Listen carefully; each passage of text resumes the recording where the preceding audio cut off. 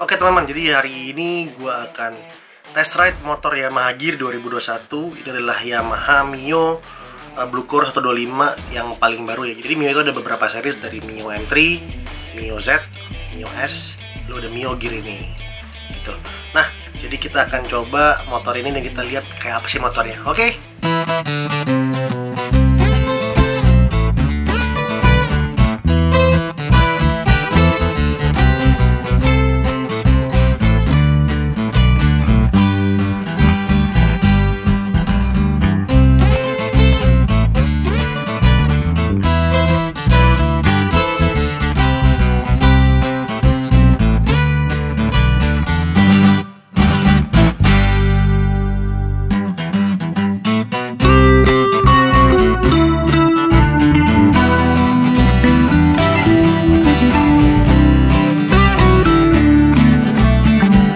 Udah ada motornya Yamaha Mio Gear. Jadi ini Mio Gear tahun 2021, tipe paling rendah, Mio Gear yang biasa.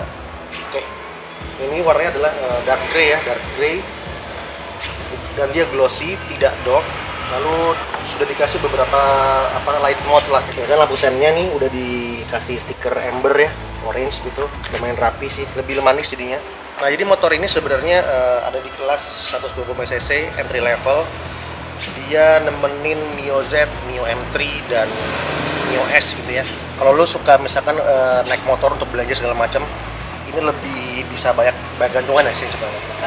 Nah, contoh ini ada ini ada hook yang bisa dilipat ya, foldable hook. Ini buat belanjaan juga. Untuk batas sebaran nih gantungannya 1 kg ya. Nah, lalu di sebelahnya ada tempat minum juga, dan ada ini power outlet 12 volt 1 ampere, jadi bisa buat charge handphone segala macam gitu. Dan dia waterproof ya. Nah, di sini ada lampu hazardnya. Lalu ini ada kunci multifungsi ya, bisa buat buka bagasi juga dari sini. Nah, plug gitu.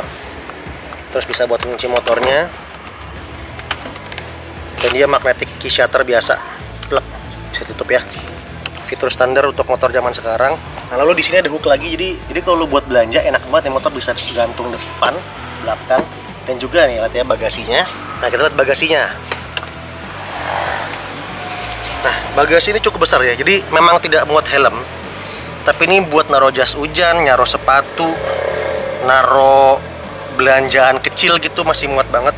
Dan tangki bensinnya juga 4,2 liter, jadi untuk motor kelas ini cukup besar gitu. 4,2 liter itu kurang lebih bisa bikin kita dari full itu sampai habis bensinnya bisa kurang lebih 150 sampai 200 kiloan. Oke.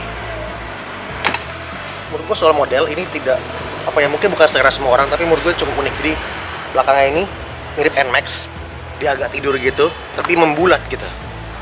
Ini juga udah dikasih stiker amber ya, jadi originalnya bening. Untuk mesin ini sebenarnya sama persis dari mulai generasi Mio M3 125 Blue Core. Cuman dari mulai Yamaha Frigo ke sini ada pembaruan di sektor ini filter udara ya. Dan cover CVT-nya dibikin lebih, menurut gue lebih lebih kuat, lebih mengotak, lebih sturdy, lebih keker gitu. Dan dari ban dan velg, ini ban dan velg sama seperti Mio Z dan Mio S dan Vino juga, belakangnya pakai lebar 215 dan 180/17. Jadi untuk kelas Patrick entry level ini ban dan velgnya cukup lebar ya, jadi pengaruh ke handling yang lebih stabil pastinya. Nah, sekarang langsung kita coba tes aja motornya biar kita tahu rasa bermerahnya. Oke? Nah, gue dari motornya sekarang. Ini menurut gue kokpitnya dari segi ergonomi mirip sangat sama Mio Z ya. Coba, oke.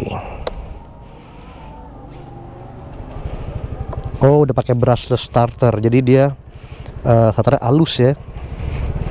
Beda sama Mio Z. Wah, ini lebih halus sih daripada Mio.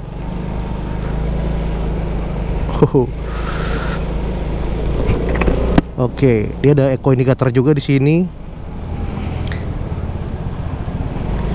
Kita coba ya. Overall, motor ini enak, responnya halus, dan jalannya juga smooth gitu, halus gitu, nggak harus, nggak kasar.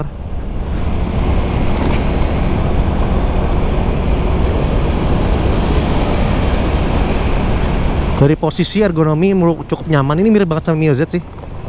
Karena gue tiap hari kan harian gue pakai Mio Z ya, jadi hafal banget sama tipikal berkendaranya gitu. Iya, ini enak sih.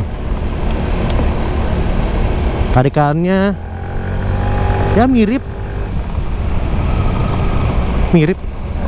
tapi somehow rasanya kayak lebih responsif Mio gua. Nggak tahu, mungkin karena udah jalan agak lama ya. Ini kan masih baru banget nih, masih in rain ya. Komponen mesinnya masih penyesuaian segala macam. Nah, kalau punya gua kan udah lama jalannya, sudah prime gitu mesinnya. Nah, ini halus loh, enak banget. Ya kalau pengalaman berkendara menurut gua ini tidak jauh-jauh dari Mio. Ya, tidak jauh-jauh dari Mio nih. Persis, hampir mirip lah. Beda body doang nih kayaknya ya. Jadi nggak banyak yang bisa gua share karena gue udah pernah juga untuk share review motor Mio Z gua. Kurang lebih sama persis. Tipikal Mio Blue Core 125 rasanya begini semua, enak. Lebih ratanya dibanding Beat ya. Gue pernah bandingin sama Beat itu, kalau masalah tarikan ini lebih apa ya, lebih dari di tiap rem tuh power bandnya lebih rata, jadi nggak meledak-ledak di RPM tertentu gitu. Beda sama Beat, kalau Beat kan di RPM bawah, RPM dia lebih responsif gitu ya. Kalau ini rasanya dari bawah ke atas sama gitu, enak kok, enak. Responnya juga lumayan. Ini mungkin lebih ke apa ya, respon mesinnya lebih ke Frigo ya. Gue pernah nyoba Frigo juga. Menurut gue Frigo sama Mio Z itu tetap lebih responsif Mio Z. Nah, ini rasanya lebih sama kayak ke arah Frigo nih mesinnya ya, karakter mesinnya gitu. Lampu juga udah pakai LED ya depannya. Gue nggak tahu kalau di kamera kelihatan apa enggak, tapi di sini karena udah sore, gue cukup ngelihat di jalan tuh cukup kelihatan penerangan lampunya.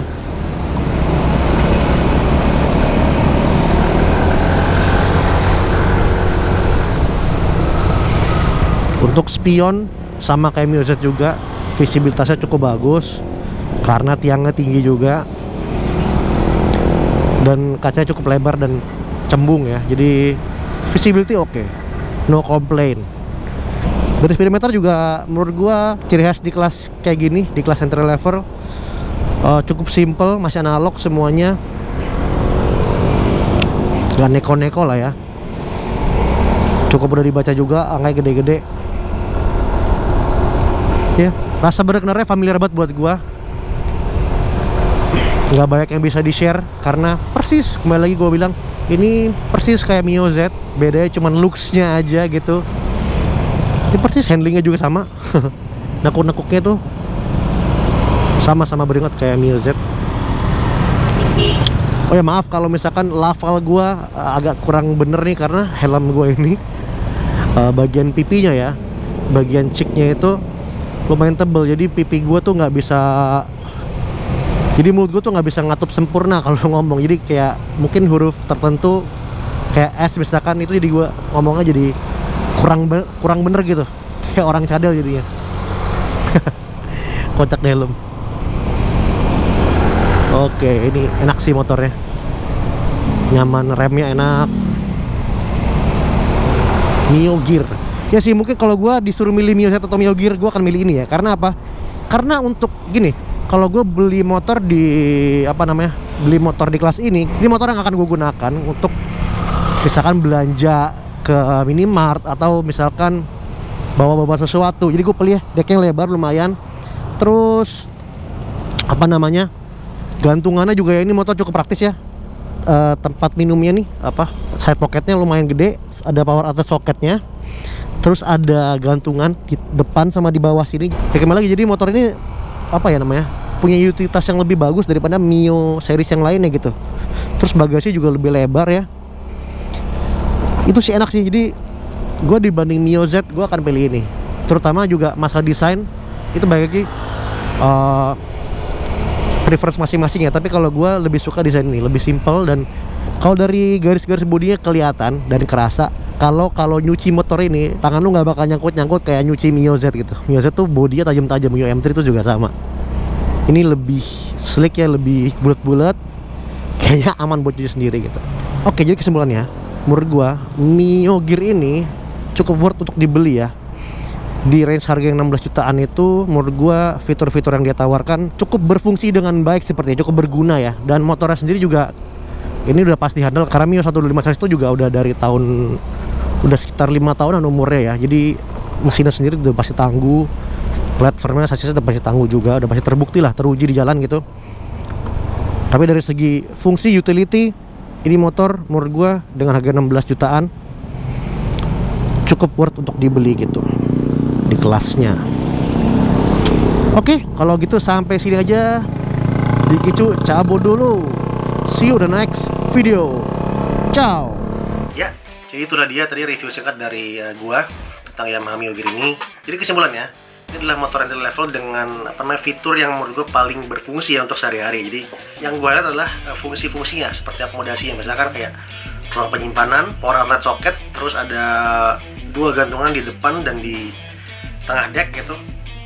Dan bagasi juga menurut gue nggak terlalu besar tapi juga nggak kecil-kecil amat. Jadi oke lah buat bawa barang-barang belanjaan kita sehari-hari. Oke? Kalau gitu sampai sini aja. Jangan lupa subscribe dan like kalau suka videonya. Dan kalau mau nanya silahkan tulis di komen di bawah. Lalu jangan lupa share video ini ke teman-teman kalian. Oke? Video cabut dulu. Ciao.